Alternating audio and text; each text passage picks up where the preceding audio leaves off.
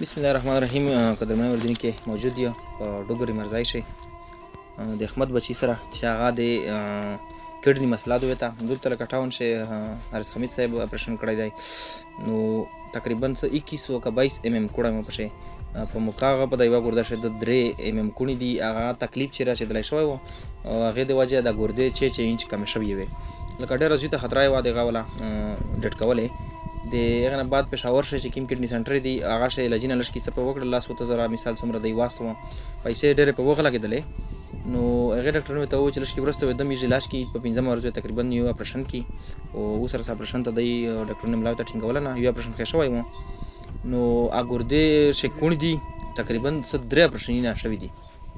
3 اپریشن د احمد شوی غدي اوس ماشاء الله لشکې دی نن نرچک شوی دی لکه دلته ښه ډاکټرونو ته وړي روړي او مهنګایي وخت ته تاسو شاپه ته چې بدنن سبا وخت شي نفسي دور دی نو خامخا سړی ضرورت پېښ کیږي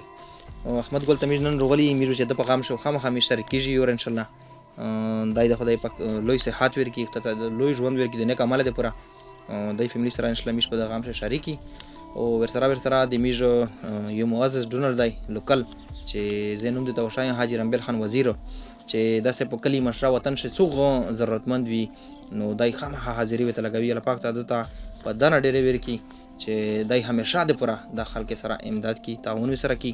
او نو مې ذکر ته وشایم چې ډېر خلک شته دي ملګری ډېر خلک شته چې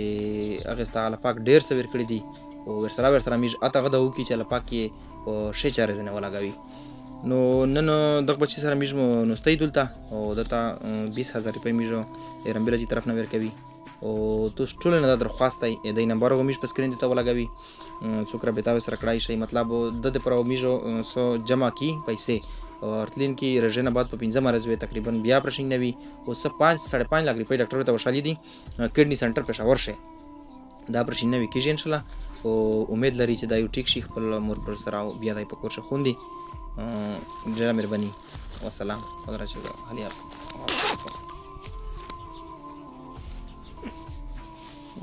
Grammat tagade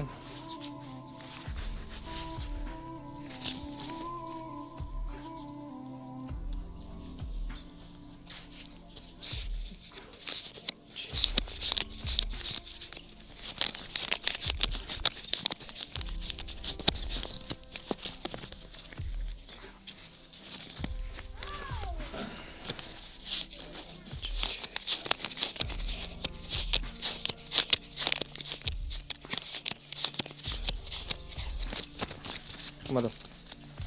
دا مونږ یو خپل بیا او دا مونږ بیا میج نور کوشش ته کی کنه ٹھیک شو میج در سره ایشادو دا د میج خپل حق ته فرض مو جوړیږي چې سو پر تروغ نه وي د مر سو میج منډه تر پاتې وای کنه ٹھیک شو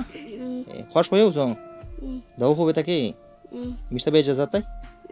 صحیح شو باندې